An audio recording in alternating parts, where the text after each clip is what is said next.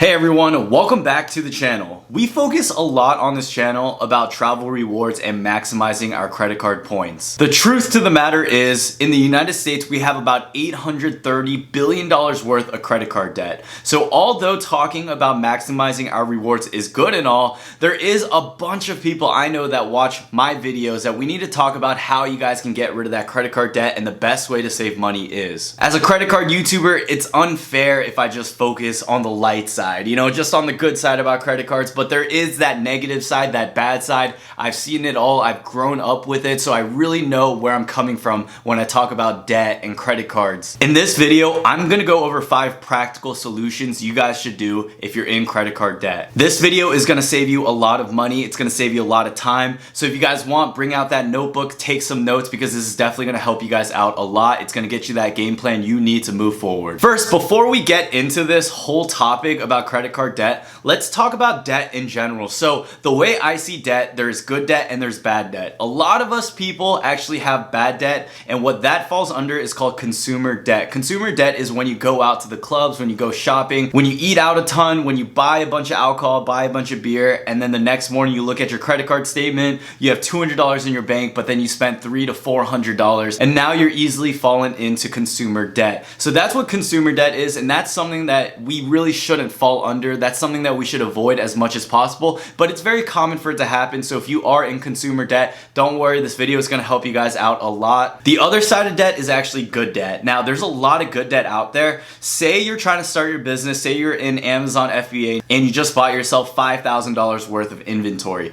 That is not essentially bad debt, because what you're doing is you're leveraging your money, you're putting that into something else basically that's going to give you a return. Now although you guys should try to be liquid and use your own money that you worked for before leveraging someone else's money, it definitely is very common for people to leverage other people's money. Think about the famous show Shark Tank. Basically, a lot of these people are actually going on that show to pursue a better financial future and to improve their business as well. So although they are going in debt with some of these sharks, they're actually getting a lot in return because they have a proof of concept for the most part. They're able to show sales, and when someone invests in them, they get money from them, they know that money is still going to do them good because they can leverage that to scale their business to the next level. And this all goes down to the saying, no risk, no reward. Okay, before I even get into those 5 steps, the first thing that you guys need to do is figure out what the source of your problem is.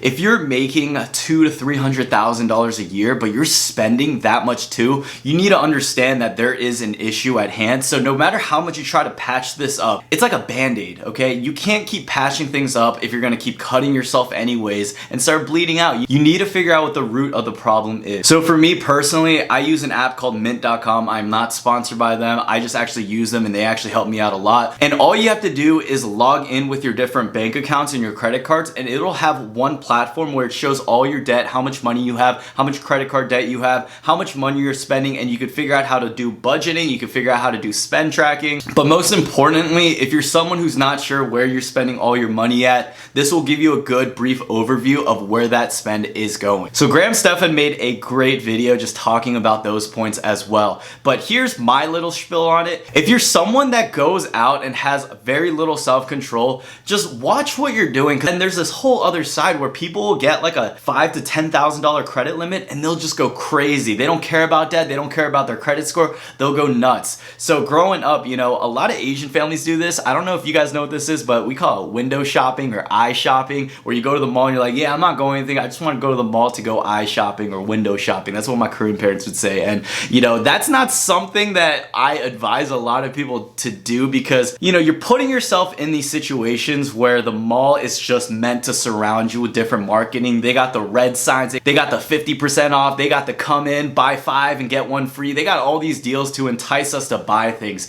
One of the things that I'm gonna say is don't put yourself in those situations where you're gonna spend money. And this isn't just window shopping or eye shopping at the mall. This is going out to the bar with your friends or going out to the club, and you know you're gonna have to spend money on parking, the club fee, the drinks, the table, you know, going out getting food after, the gas, and you just end up blowing a lot of this money. So one of the biggest things on top of knowing what your spend is and figuring out what that problem actually is don't put yourself in these situations where you're gonna spend more money than you don't have to. Now don't get me wrong, I'm not saying don't go out and don't have fun, but there's a ton of fun things you guys can do outside that doesn't require that much spend. So be sure to check what your spending is and don't put yourself in bad situations. Now, number 2, let's talk about interest rate. We all know the way credit cards work generally. You make a purchase with your credit card and basically you pay it off at the end of every month, and whatever you don't pay over, that accumulates interest, and then you have to pay interest on what you owe. So that's how credit card companies make a lot of their money. But let's focus on how we could tackle interest rates, because that is really one of the key ways that we lose a lot of money on top of the money that we already owe. Common sense, start by paying off your balance every month. If you already have a large balance, I recommend you guys to pick up a side hustle. We live in an opportunity world right now where you guys can do basically about anything. If you have a vehicle, you can Uber or Lyft. If you need an extra side hustle job, become a freelancer. Look at websites like Fiverr.com, connect with people, do affiliate marketing. There's just so many ways you guys can make money, but focus on lowering that spend right now and focus on tackling that debt. And I know I sound like a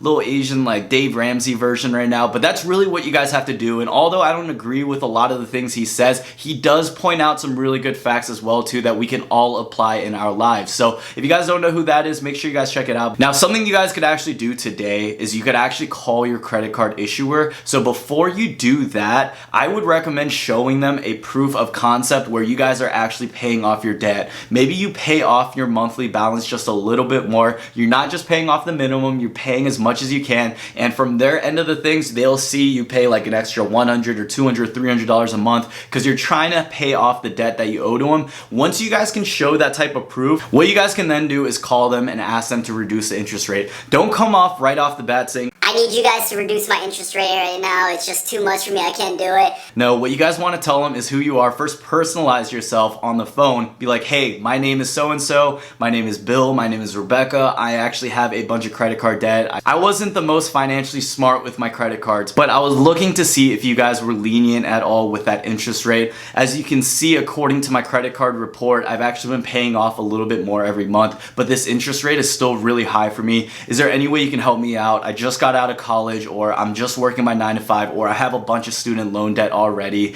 I just needed to reach out and see if there's any way you guys could help me. But just be real with them, you know, tell them your occupation, personalize yourself. And most of the time, these credit card companies are willing to reduce that interest rate. Now, the next tip, if you guys have a lot of consumer debt on your credit cards, what you guys can look into is balance transfers. This is definitely a key that I did not really know about, but once I found out about it, I was like, yo, this is insane. So what you guys can do is actually move your debt around on different types of cards. So say you owe $3,000 to Capital One or Citi, you guys could balance transfer over to a different credit card issuer who already has a lower interest rate. There are usually balance transfer fees that are usually associated with that, but there are promotional offers. Now, this goes into my next point, you guys. There are a ton of credit cards out there that offer balance transfer promotions and no APR promotions. So these cards are usually the subprime cards like Capital One, Citi, the Chase beginner cards, and American Express has some cards like this too. But you guys really want to look into this offer because you can cut out that 20% interest rate. So if you have $5,000 worth of consumer debt on those credit cards, I just saved you $1,000 if you move that credit card debt over to a balance transfer and no APR promotional card. Now, the cards that offer this right now, there are a ton of them.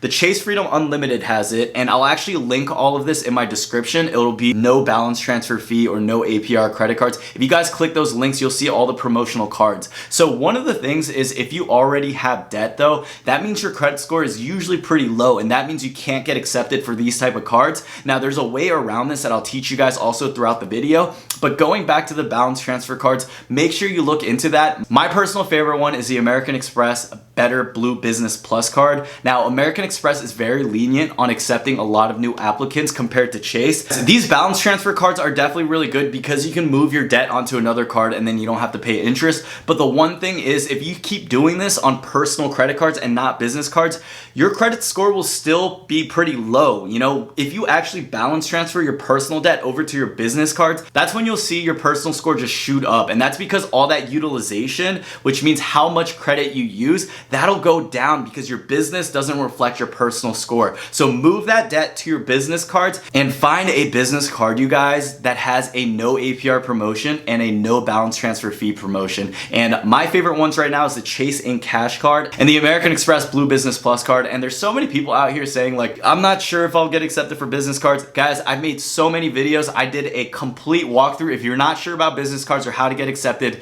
you can get accepted. Just watch my other videos and then apply through those links. But basically, that method just touches into leveraging. So a lot of people can rotate and leverage their debt. I always recommend putting it on the business cards. So if you have personal debt, move it over to the business cards. And once that 1 year is up and you still can't pay it off, you can move it to another business card and just keep it going, and you don't ever have to really pay debt, and it will never affect your personal score. So that's another thing you guys can do. It's a little bit more advanced, but it's really not that difficult. It isn't at all. Don't be intimidated and watch my business playlist. So if you don't know much about business cards, if you don't think you can do that, another thing you guys can actually do is talk to credit unions and other financial institutions. There are a ton of programs and softwares out there where people actually help you pay off your credit card debt.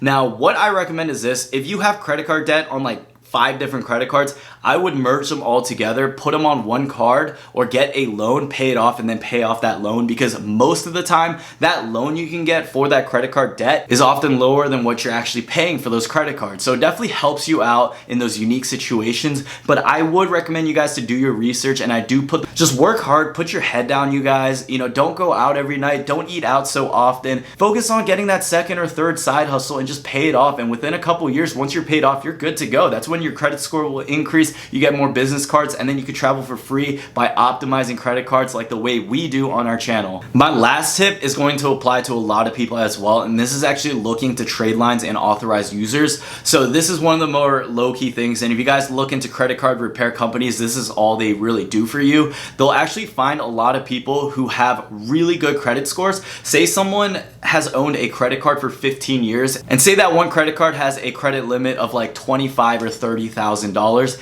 If you get added as an authorized user to that account, all that history, it's like a power. It just gets transferred over to you. And when you hold 30 years of credit history and your utilization goes down because you got an extra $30,000 credit limit line, your score will shoot up no matter how much debt you have, unless it's a lot of debt. But for the most part, your score will go up, and that's how you can proceed to do the things that I mentioned earlier in the video. So trade lines and authorized users, that's what it's called. You guys could actually find websites online that offer people to sell this. So think about a platform like eBay where you buy and sell stuff. People are buying and selling their credit card authorized user spots. And I know that sounds kind of crazy, but that's what people do, and that's how you guys can actually come out on top as well if you have credit card debt. Now, I don't go around recommending people to add a ton of authorized users to their card, especially people you don't know. I've done it a couple times, but that's just been within my family.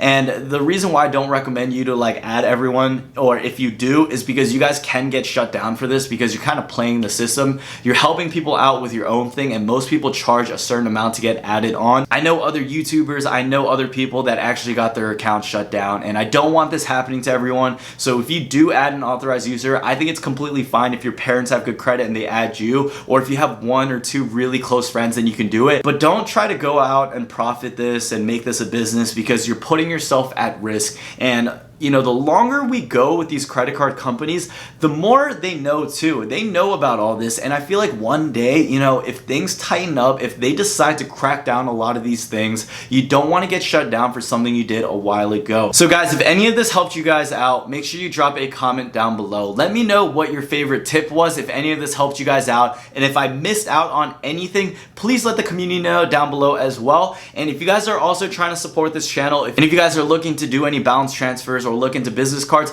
I will have it all linked in the description below. So I'll have the balance transfers, the no APR cards, all the best cards are linked below. But in the meantime, you guys, I hope you enjoyed this video, and I'll see you guys on the next one. Peace.